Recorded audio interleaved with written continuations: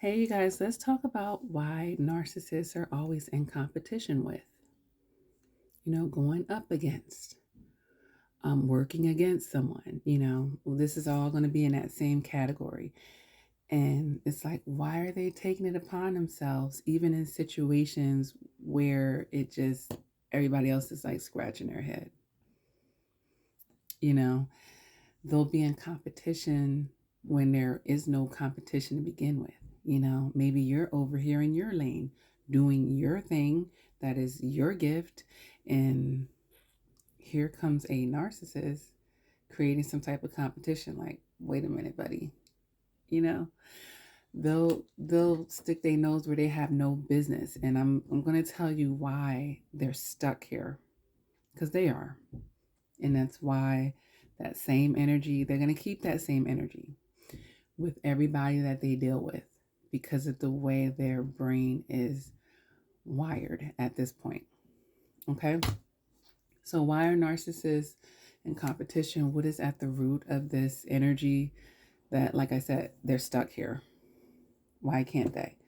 Well, number one, in their mind,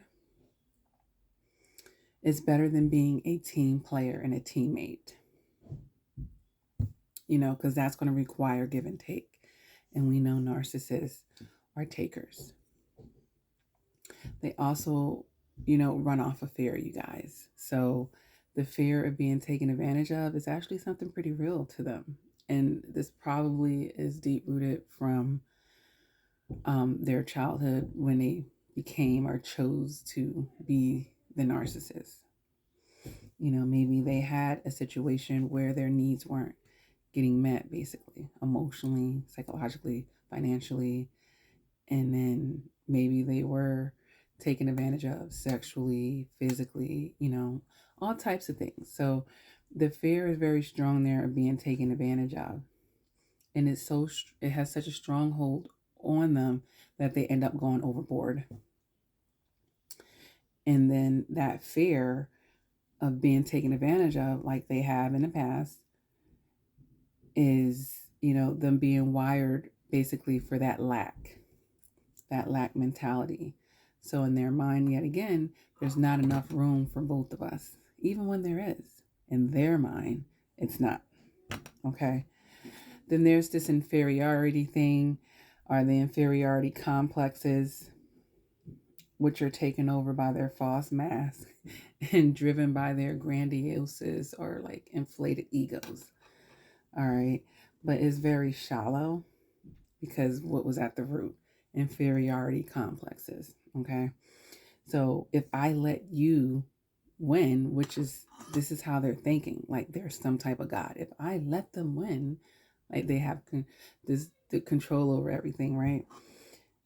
Then what am I?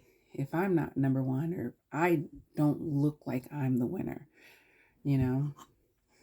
So yeah, there's inferiority complexes there, and they don't like other people shining because for some reason you doing well mean they're not, which is not logically makes sense, does it? No, because I can be thriving in my life and you can be thriving in your life. I won an award for something I'm good at. It doesn't mean that you have to suddenly overnight become what I try to step into my shoes and become what I am, and I guess try to go for the same award the next day. Like, sit down. You know, that's the thing. See, they're narcissists, they're so used to wearing these masks, you guys, that they don't really respect craft. And this is why you'll see, the mimicking that they do, when you've taught them even a few crumbs of something. And then now all of a sudden they're an expert like you, or they're on your level with it. And maybe you put in years and years of effort, and they're going to come and read a book in 5 minutes or listen to a YouTube video, and now they know what they're talking about, and they're going to be running their mouth and looking stupid because anybody who knows the real from the fake, you know, but they are convincing themselves, you know. And we're going to get into that a little further down the list. All right. But we were just talking about the inferiority complexes here of how they're viewing this. And it may be something that really ain't even their business. Like you don't even need to rank.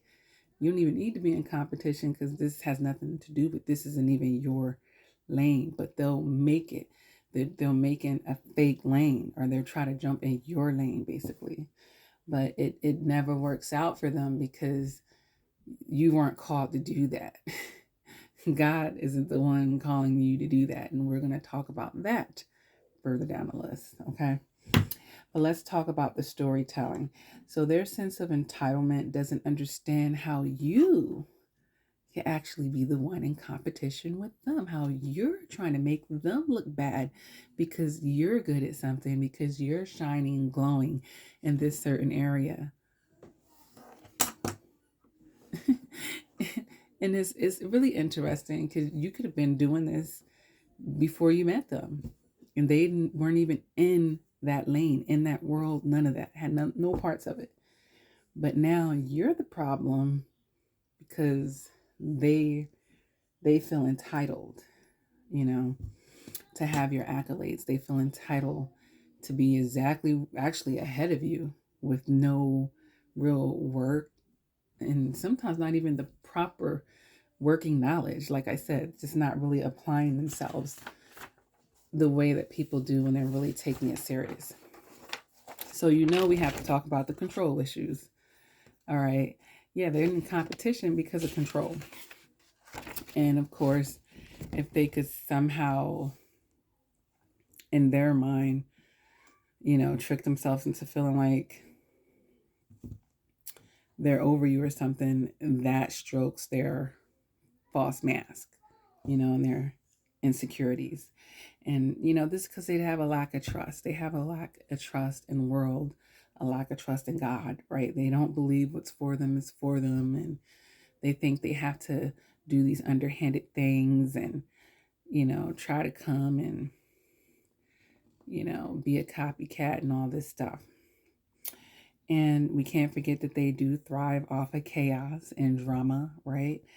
And arguing. So if they're creating a competition, and depending on how you respond to it, or even if you don't, it's one-sided. They're going to be spewing it your way, they're spewing it at least. And this is creating an opportunity. And maybe you don't get involved, but they're able to get other people involved. So they're getting something out of it, because negative supply is just as good as positive at times, So them going into competition with you also manipulatively is a great way for them to flip a script. It's a way for them to steal your ideals, try to steal your life, try to make you look like you were the one doing this and that. Or, if you confided in them that they came up with an idea first or whatever. Yeah. It's a great way for them to try to flip the script, a great way for them to try to steal an idea, try to steal your life in your lane. But life doesn't work that way, no matter how much energy they're putting into that. It also allows them to put up fronts, you guys, to their allies. So if they've been doing this, they got to make it look good. They want to take credit, for, and, this is giving them more supply as well, especially if they're seeing you're getting, people appreciate you and they're looking up to you and they're giving you compliments. They're like, whoa, I want that supply. I don't want it on my own merit per se. I don't want to figure out what my own gifts are. I want their supply. Yeah. So, yeah. They're the ultimate copycats for this reason. So we also have to realize that these people have no lives. They are not set up for individuality. So, when a narcissist is with you and love bombing you and mirroring you, and they're becoming a chameleon for you, they're a sponge. They're learning. You're showing them the ropes of you, how that, like the black girl magic that you got, or the glitter, the gloss, the shine, the sprinkle, whatever. You're showing them that. So they're getting filled up with this. And it gives them a purpose, like because somebody has to be a villain, right? Somebody has to be the villain to your life. And narcissists, they are more than happy to sign up to be that, and they're just full of what you taught them. And that just makes it even more whack and weak. It's like, wait a minute, like you didn't even know all this stuff. Like, really? Really? And I've heard situations like, I really have, you guys. But yeah, let's go on to the next thing. They like to sabotage, So misery does love company here. So it's like, well, why should that person be over there, like living it up and in the limelight and, things looking good and da da da da da. So misery does love company. So if they can come and try to mess up your stuff, gotta stop letting people do that. Yeah. So the next thing we got to talk about here is envy, jealousy, and just wanting to be you. So we were just talking about that, but we'll just throw those words in there. Envy and jealousy. Yes. Very, very jealous of you. And that's the funny thing, because they abused you so bad, and some of you fell for some of it, or all of it at times. You never know. Yeah. And all the time they were envy and jealous of you. There you go. So the next thing, you guys, they actually admire you, but it plays out this way. We're talking about a person that's emotionally stunted. And if they have all these toxic thoughts that we talked about in the beginning, they don't even know how to deal with this. This is like the fourth grade boy who taunts and pushes down this girl that he actually has a crush on in the play yard. So the next thing is they are attention whores. Hold on, you guys.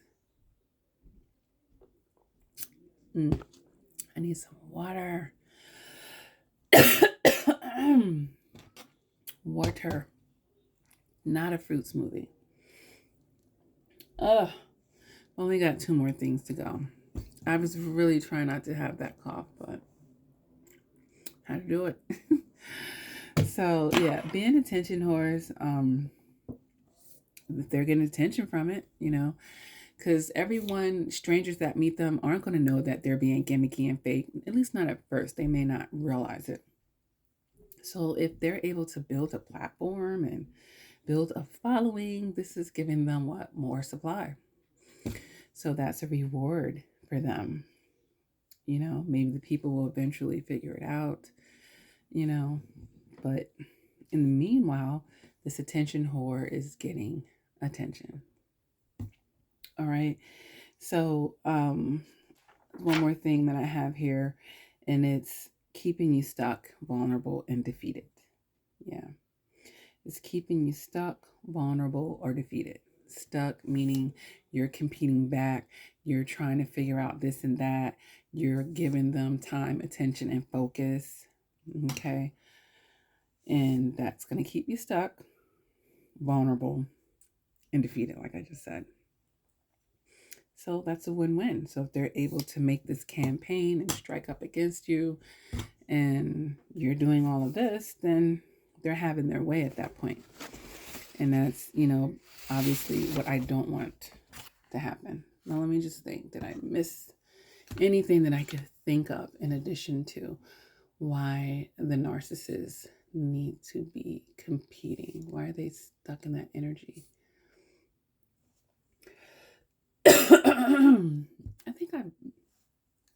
I think I touched on it, you guys. I really think I hit them all. And I pretty much said that. I think I did say that. In their mind, there's just win or lose. There's no gray in between. And just gives them something to do, and someone has to be that villain in your life, and they're entitled to what you built. They want it. and they want it the easy way. So if they could just, it's gross. It is so gross. If they could step into your skin, they probably would. It's just disgusting. You'll even find that they're going to start talking like you, and and when they leave, they're going to take all that with them, and you'll hear it like, you're really just trying to be a mini me. Yeah. It's pathetic. It's pathetic. It doesn't matter if they're older than you. It doesn't. It doesn't. They are what they are. But I hope this helps someone. Excuse the coughing, but I have my water near. And I don't even know if I have a cold water, but I do have a hot one over there, which I know room temperature is best. So I'm going to do that. But I'm going to share with you guys a good mantra on the way out. And we're going to be talking about this because I got to finish my my vision board, because I want to do that with you guys, share it and talk about some positive things along that line. But yeah, this video will always be up to help you guys, because haters are out there, jealous people are out there, and people are going to be in competition with you no matter what. No matter what. But don't worry, just stay in your lane and do you, because many can duplicate, because it's flattery. Like I said, they're emotionally stunted and they don't know how to express it in a positive light. So it's flattering. But you don't have to be flattered, but, imitation is the flattery. So there you have it, you guys. Hope this helps, and I'll see you in the next video.